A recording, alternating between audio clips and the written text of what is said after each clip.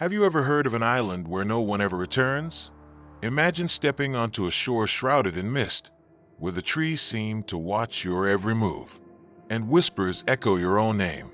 Tonight, we'll take you on a terrifying journey to the haunted island no one returns from, a place where shadows live, voices mimic you, and escape is only an illusion.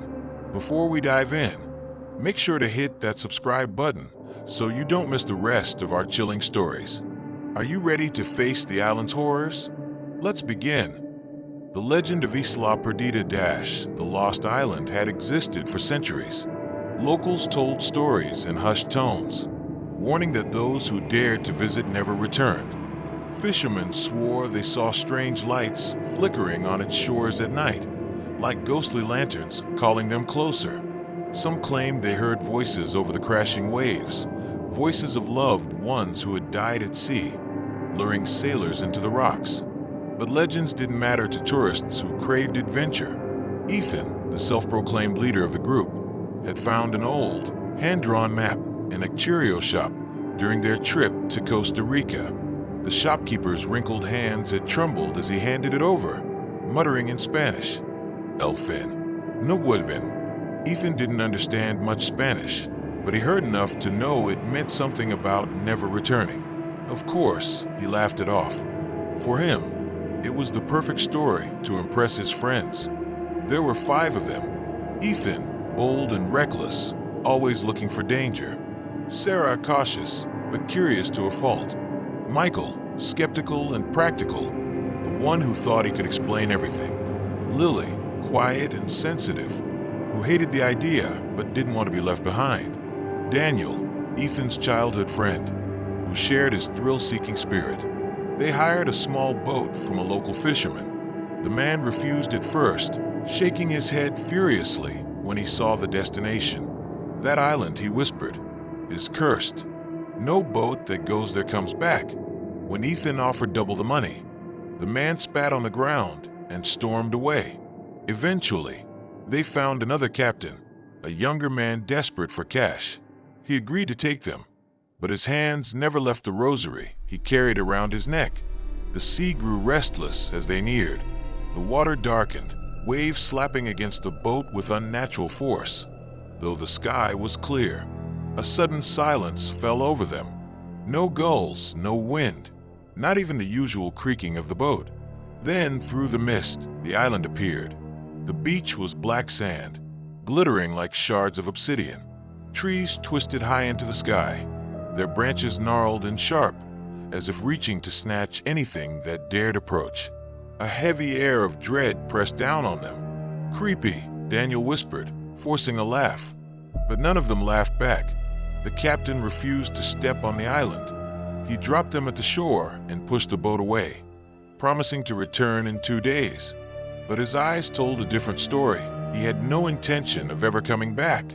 As they stepped onto the black sand, Sarah felt at first a sensation like the ground itself was pulsing beneath her feet, as if the island had a heartbeat. The air smelled of salt and something rotten, and an unnatural hush surrounded them. They were being watched, and the island was waiting. The air on the island was unnaturally heavy, thick with the smell of damp earth and rotting vegetation. The group carried their backpacks up the black sand, searching for a spot to set up camp. With every step, the crunch beneath their boots sounded far too loud, as if the ground wanted to amplify their presence. Daniel tried to keep the mood light. He kicked at the strange black sand and joked, "Feels like we're walking on crushed bones." His words hung in the silence, and no one laughed. The trees were unlike any they had ever seen. Their trunks twisted unnaturally, bark cracked into deep grooves that resembled gaping mouths. Long vines dangled like nooses, swaying slightly even though there was no breeze. Sarah stopped and tilted her head. "Do you hear that?" she whispered. The others paused. At first, nothing. Then so faint it might have been the wind her name. "Sarah." It came from deeper in the jungle. Her skin prickled, and she stumbled back. Ethan quickly wrapped an arm around her. "It's just your imagination," he said firmly, though his own eyes darted nervously at the dark trees. As they moved inland, They noticed objects hanging from the branches. At first, they looked like birdhouses, small wooden structures swaying gently. But as they got closer, the truth froze the group in place. They were totems, each one carved with human faces, mouths stretched open in silent screams, eyes gouged into wide circles of horror. Some had animal bones tied to them, clattering softly with every movement. Michael examined one, his scientific side kicking in. Maybe some kind of tribal art, a scare tactic, to keep outsiders away. But even he couldn't hide the unease in his voice. By late afternoon, they reached a small clearing and set up camp. A fire crackled weakly, barely cutting through the growing darkness. The air grew colder as night fell, though the tropical climate should have kept it warm. Michael checked the shoreline, where they had left a boat anchored just off the coast. His heart skipped. The boat was gone. The rope that had tied it to a rock was still there, shredded as if cut. The vessel drifted far into the fog, bobbing until it vanished completely from sight. When he returned to tell the others, panic set in. Daniel swore loudly, kicking at the sand. Sarah started crying, insisting this was a mistake, that the captain would never return. Ethan tried to calm them down. "We'll figure it out in the morning," he said, though he avoided their eyes. That night, as they lay in their tents, the jungle came alive with noise.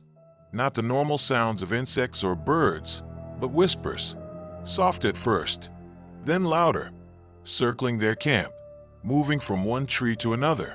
Sarah sat up, heart pounding.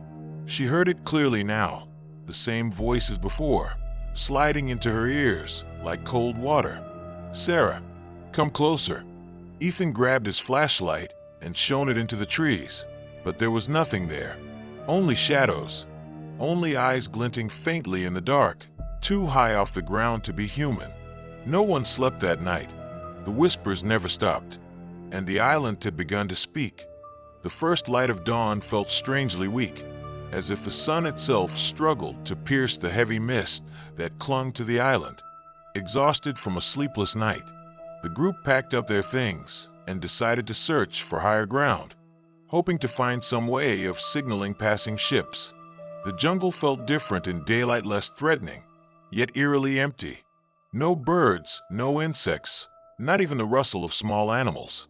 It was as if the island itself had swallowed every living thing. After hours of trekking through the thick undergrowth, they stumbled into a clearing. It was a village. Dozens of huts made from wood and palm leaves stood in a semicircle, their roofs sagging and walls cracked with age. Pots and bowls still sat outside some doorways, filled with nothing but hardened dust. A child's wooden toy lay abandoned in the dirt.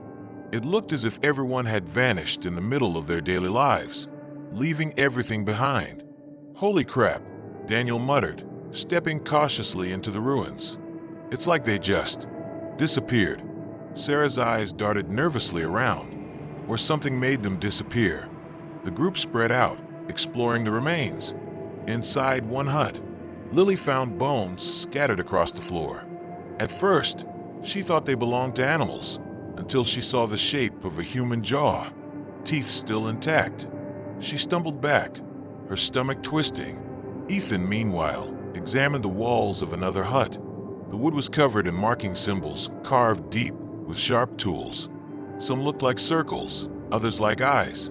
But what caught his attention was a single phrase scrawled in dark red, still faintly visible despite the years. "No one leaves." Michael called out from the far side of the village. "Guys, you need to see this." They followed his voice and froze. In the dirt were footprints, bare feet, dozens of them, some large, some small. But the strangest part was that they were fresh, the edges sharp, not yet softened by wind or time. Daniel crouched down, touching the ground. "Someone's here," he whispered. "Not someone," Sarah corrected, her voice trembling. "Something." Before Ethan could respond, a sound shattered the silence. A scream, high-pitched, terrified, echoing through the jungle. But it wasn't just any scream. Sarah's face went pale. Her hand shook violently. It was her own voice, the sound of her screaming in pain. coming from somewhere deep in the trees. She staggered back, gasping, "That's me. That's my voice." The group looked at her in horror, then at the jungle that surrounded them. The scream came again, louder, more desperate. Michael's rational mind faltered. It's impossible. It has to be some kind of echo, a trick. But even he couldn't finish the thought, because the scream turned into laughter, and it was Sarah's laughter, mocking, twisting, coming closer. The group huddled together, fear gripping their chests. For the first time since stepping on the island, Ethan didn't have anything to say. The island wasn't just whispering anymore. It was imitating them. The jungle seemed to hold its breath after the echo of Sarah's laughter faded. Every pair of eyes darted nervously between the trees, expecting something to leap out at any second. "Maybe we should just go back to the shore," Lily whispered, her voice barely audible. Ethan shook his head. "And do what? Swim? We don't even know which way the mainland is." Before anyone could argue, the sound of footsteps crunched through the undergrowth. Slow, measured, coming closer. They turned toward the sound, and their hearts nearly stopped. Standing in the clearing was Sarah. Not the Sarah who was trembling beside them, but another Sarah. Identical. Her same messy ponytail, her same pale blue shirt, dirt-stained from the hike, her same terrified expression. For a moment, the two Sarahs stared at each other, mirrored reflections frozen in disbelief. What the hell is this?" Daniel stammered, backing away. The second Sarah tilted her head slowly, unnaturally far to the side. Then she smiled. The smile stretched too wide, teeth too sharp, skin around her mouth cracking as though it wasn't meant to move that way. In the blink of an eye, the copy melted back into the shadows, dissolving into the jungle as if the trees themselves swallowed her. The real Sarah collapsed to her knees, sobbing uncontrollably. Ethan grabbed her, holding her tight, but his own hands were trembling. Michael's voice was unsteady. "This isn't possible. It's some kind of hallucination. Something in the air. Maybe spores, maybe." "Shut up," Daniel snapped, his voice trembling. "That wasn't a hallucination. I saw it. I saw her." The group tried to press on, but the air felt heavier with every step. The jungle seemed to shift around them, paths twisting into unfamiliar directions. That night, they huddled around a weak fire in the ruins of the village. Nobody spoke. The silence was suffocating, broken only by the occasional crackle of burning wood. Hours passed. Ethan finally drifted into a restless sleep, only to jolt awake with the sensation of being watched. His eyes adjusted to the darkness, and he froze. Lily was standing over him, her face expressionless, her eyes completely black, reflecting the firelight like pools of ink. She didn't blink, didn't move, just stood there, staring down at him. Ethan's scream ripped through the night, waking the others. Lily rushed out of her tent, panicked. What happened?" Ethan pointed at her, shaking. You were just..." But she wasn't. The real Lily stood there, horrified and confused. The doppelganger had vanished into the dark, leaving only the echo of her footsteps, fading into the jungle. Michael's face was pale. "There, copying us." Sarah whispered the words none of them wanted to say out loud. "They're waiting to replace us." The fire sputtered, shadows dancing across their faces. And in those shadows, sometimes just for a second, they swore they saw themselves staring back. Morning came gray and heavy, the weak sunlight smothered by a ceiling of fog that clung stubbornly to the trees. No one had slept. Every rustle in the leaves, every crack of a branch had kept them on edge, expecting one of their twisted copies to step into the light. Ethan rubbed his eyes and sat up, his body aching from tension. But as he looked around the camp, his chest tightened. Daniel's sleeping bag was empty. "Daniel?" he called softly, then louder. "Daniel, enough screwing around, man." The others stirred awake, confusion quickly turning to dread. Sarah pushed her tangled hair back, her voice shaking. He wouldn't just wander off. Not after last night. They began searching, calling his name. That was when Ethan noticed the ground drag marks in the dirt leading away from the camp into the thick of the jungle. Michael bent down, running his hand over the tracks. His face paled. These aren't footprints. He was pulled. Something dragged him.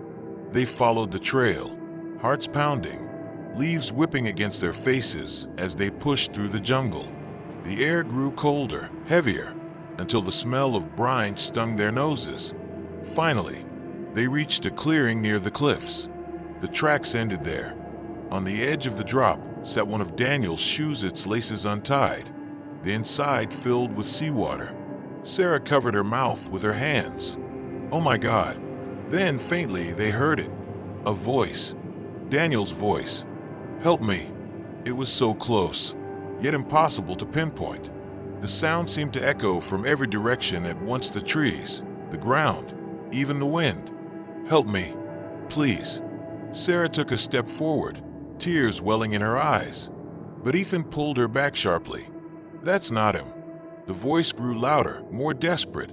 Ethan, Lily, please, him down here. Michael shook his head violently. It's mimicking him. It's not Daniel. It's the same thing that copied Sarah. Don't listen. But the sound became unbearable. Daniel's pleas overlapping, repeating from all sides, turning into a chorus of his own voice screaming and sobbing. Then, from deep in the jungle behind them, a new sound boomed, branches cracking, trunks splintering. Something massive was moving, making the earth tremble under their feet. The group froze, unable to breathe. Whatever it was far larger than a man. Run, Ethan hissed. They bolted back through the trees, branches tearing at their clothes, the echo of Daniel's cries following them. By the time they stumbled back into the ruined village, gasping for breath, the voice had stopped, and Daniel was gone. Sarah collapsed against one of the huts, sobbing uncontrollably. Ethan's hand shook as he lit the fire again, though it gave little comfort. Michael's face was ashen, his voice hollow. He's not coming back. Whatever this place is, it doesn't just want to trap us. It's hunting us. The jungle around them was silent once more, but silence here no longer meant safety. It meant something was watching. By late afternoon, a thick, unnatural fog began rolling in from the sea, swallowing the ruins and twisting the village into a ghostly landscape. Every sound was muffled. Even their own footsteps seemed distant and unreal. The group stuck close together, eyes straining to see more than a few feet ahead. Every shadow in the fog seemed alive, writhing and shifting, playing tricks on their minds. Suddenly, a figure emerged from the mist. Daniel. At first, relief surged through the group. Daniel, Sarah cried, rushing forward. But as he stepped closer, their relief curdled into terror. His eyes glowed a sickly, unnatural green, and seawater dripped from his mouth in a continuous stream. His movements were jerky, like a marionette controlled by invisible strings. Stay, forever, he croaked, his voice a chilling blend of Daniel's and something else, something alien and malevolent. Sarah froze, horror rooting her to the ground. Ethan stepped forward, trying to pull her back, but it was too late. That Daniel before them wasn't Daniel anymore. Behind him, the trees groaned and shifted, the fog thickened, and the air grew heavy, almost wet with tension. Eyes gleamed from within the mist, dozens of them. They moved, taller than men, bending and stretching unnaturally as if the jungle itself had taken life. Michael held up his flashlight, swinging it in wide arcs, but the light did nothing to pierce the fog. When it caught glimpses of movement, the shapes dissolved like smoke, reforming somewhere else. We need to get out now, Ethan shouted, his voice raw with fear. Lily grabbed Sarah's arm, pulling her away, but Sarah couldn't tear her eyes from Daniel's horrifying figure. His mouth stretched into a twisted grin, and a gurgling laugh escaped, echoing unnaturally, bouncing off the trees like it came from everywhere at once. You can't leave, the voice whispered, again in that impossible dual tone. The group ran blindly through the fog, branches clawing at their faces, roots trying to trip them with every step. Behind them, the sound of Daniel or whatever he had become moved closer, accompanied by low, guttural growls from the shadows.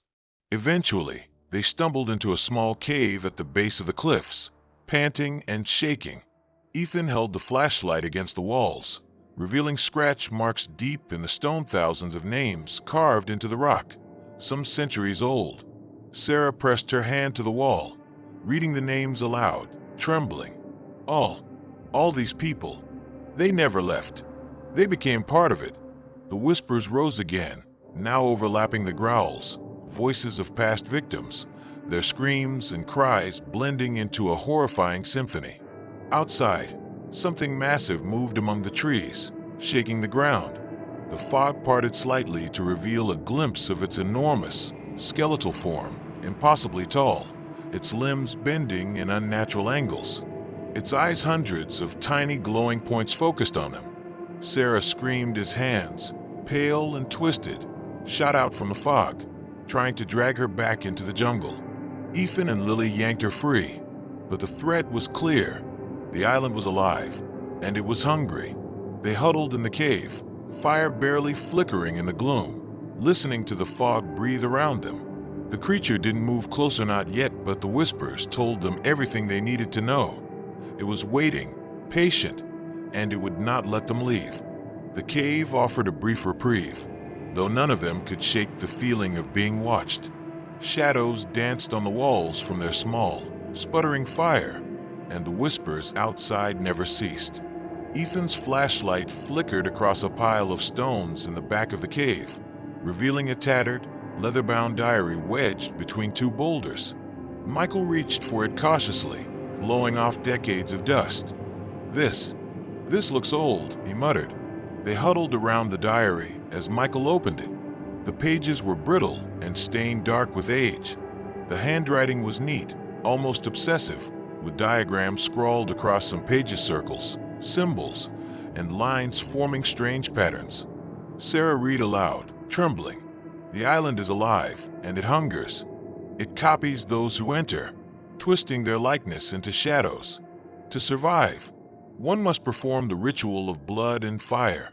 Only then may a soul evade the whispers long enough to escape." Ethan's brow furrowed. "Blood and fire? That's insane. How do we even?" Michael interrupted. "It's worth a try. If this thing wants to trap us, maybe it can be delayed. Maybe, just maybe, it's the only way to survive." The diary described the ritual in painstaking detail. A circle must be drawn in sand or earth. Blood from each participant dripped along the lines, and fire lit at the center to call the island's attention elsewhere. The ritual didn't guarantee escape, but it might give them enough time to find the shore. The group looked at each other, fear etched on every face. "It'll do it," Michael said reluctantly, slicing his palm with a small knife. Crimson droplets fell onto the sand, forming the first line of the circle. Lily's hands shook as she lit the fire, sparks flying into the misted air. Ethan and Sarah followed, using his small knife to mark their own drops of blood. The whispers intensified, louder now, almost screaming, rattling their teeth. From the shadows beyond the firelight, movement stirred. A figure lunged through the smoke. It was Daniel, or rather, his copy. His eyes were hollow, black pits, mouth stretching into a sinister grin. Michael shouted, lunging to push the figure back into the fog. The creature dissolved into black smoke, escaping their grasp. The fire roared higher, throwing strange shadows that writhed like living snakes, casting eerie forms on the walls of the cave. For a moment, the group thought they had succeeded. The ritual seemed to hold. The whispers softened, retreating just enough that they could catch their breath. But Sarah shivered violently, staring into the darkness. It isn't over. I can feel it. The island knows we're trying to cheat it." Outside, through the fog, a low, guttural growl echoed from the trees. The creature waited, patient, and the island's hunger had only just been delayed. The ritual had bought them time. But for how long? The ritual had bought them precious minutes, but the island's menace lingered like a living shadow. The fog outside the cave twisted unnaturally, and the whispers were back, this time sharper, crueler, as if mocking their attempt at survival. Sarah pointed toward a dark fissure in the cliffside. There, maybe we can hide in there. Maybe there's another way out. Hesitant but desperate, the group followed her into the narrow tunnel. The walls were slick with moisture, and the air smelled of decay and brine. Their footsteps echoed ominously, each step magnifying the fear that clung to their hearts. As they progressed deeper, they saw something carved into the stone walls, hundreds, maybe thousands of names, etched in various sizes and styles. Some were fresh, the scratches deep and ragged. Others were faded with age, nearly erased by time. Sarah ran her trembling fingers across the carvings. All these people, they didn't leave. They became part of it. The whispers grew louder, overlapping the creaking of the cave. The group could now hear multiple voices, some pleading, some screaming, some laughing. Faces appeared in the shadows, pale, skeletal figures with hollow eyes, crawling out from the cracks in the stone. Michael's flashlight trembled in his hand. There, alive? No, not alive, Ethan said, voice tight. Just trapped, stuck between life and whatever this island wants them to be. Suddenly, Sarah felt hands grab her from behind. She twisted violently, screaming, but it was Lily's real hand. Relief turned to horror when she saw movement at the edges of her vision.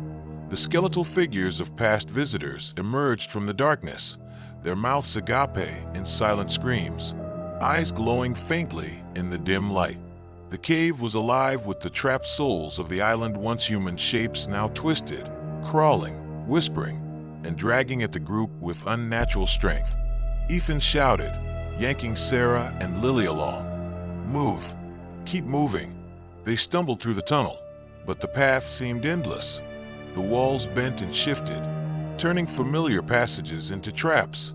Every step echoed with whispers of their own names, growing louder and more insistent, until it was impossible to tell where they were or what was real.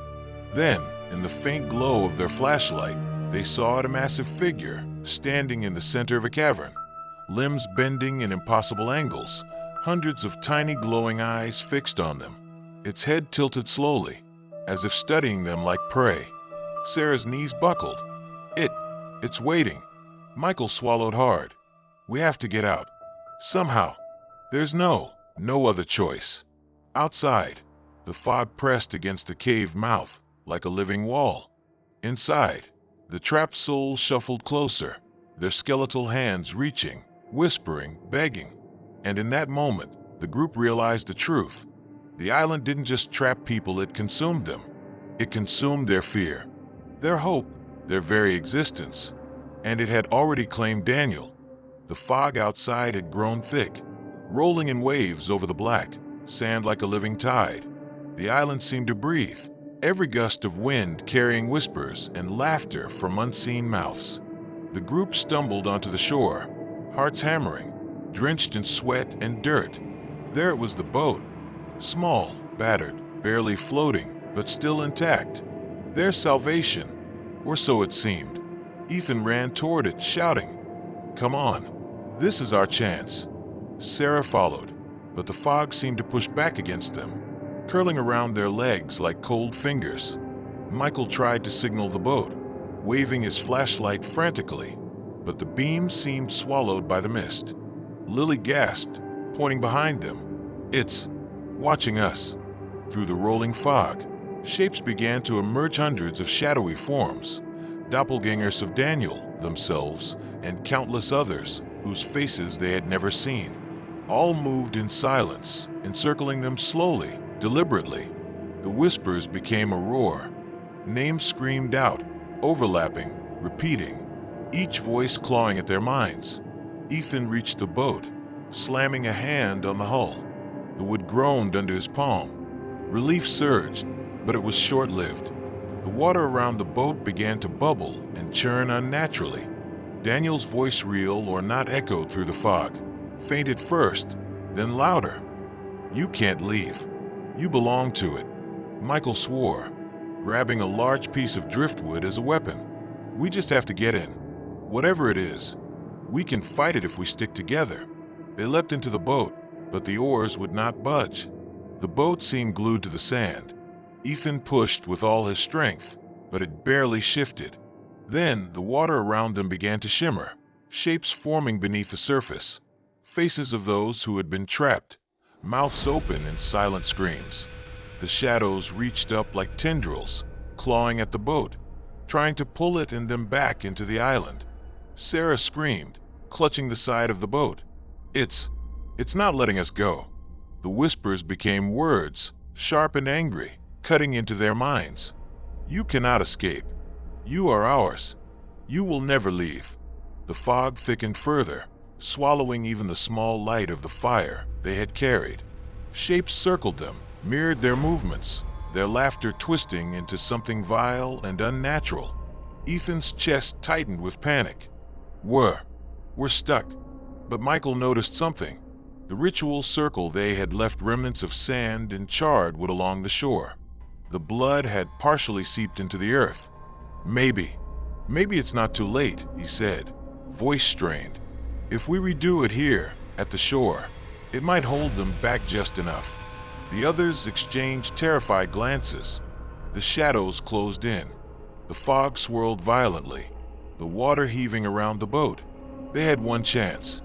One desperate, terrifying chance. The fog pressed against them like a living wall, waves of cold mist curling into the boat and soaking their clothes. The shadows had grown bolder, shapes twisting unnaturally, circling the small vessel with silent menace. Ethan's hands were raw, gripping the sides of the boat. "Do it, Michael. Do it now." Michael nodded, trembling. He rearranged the sand and charred wood, drawing the circle as precisely as he could. Each drop of blood trembled as it hit the damp earth, connecting the lines into the required pattern. The fire sparked, illuminating the mist with an eerie red glow. The whispers grew louder, rising into a shriek that made their teeth ache. Shapes lunged at the boat, pale hands reaching out to pull them back into the black sand. Then the fire caught. Flames roared higher than before, crackling and casting grotesque shadows.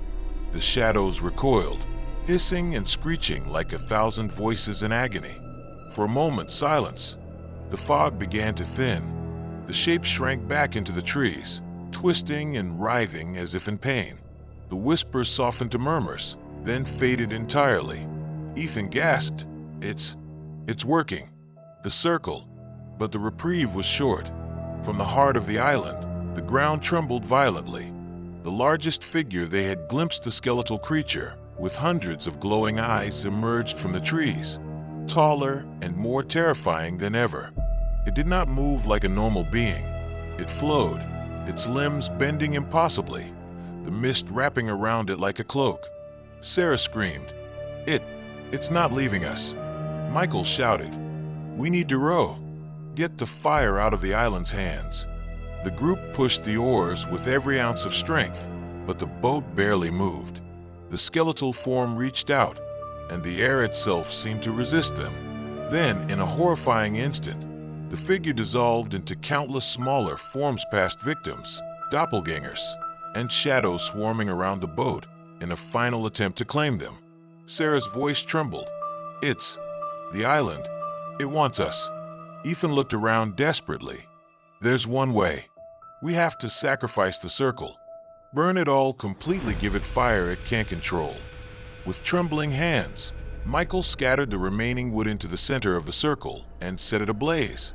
The flames exploded higher than before, consuming the circle entirely.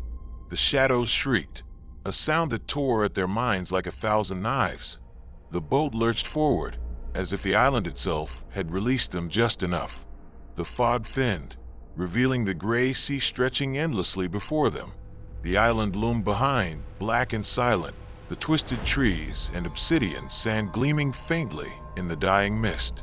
For a moment, they thought they were free. Then, as the first sunlight struck the water, Ethan noticed something that froze his blood. A single name, carved deep into the black sand at the edge of the shore. Ethan. The realization hit them all. The island never releases its claim completely. One mark, one name, and the whispers would follow them forever. The shadows might not reach them now, but the hunger, the memory of the island would never fade. They rode silently, trembling, hearts pounding. The island receded into the distance, black and foreboding, but each of them knew the truth. Some part of them would always remain there. Somewhere in the fog, in the black sand, in the whispers of the trees, they belonged to the haunted island. And no one truly ever leaves. Would you dare to set foot on this island if you had the chance? The whispers, the shadows, the copies. Could you survive? Or would you become part of the island forever? Tell us in the comments which part terrified you the most. And don't forget to like and subscribe for more spine-chilling stories. The island may be gone from a screen, but its whispers will stay with you, if you let them.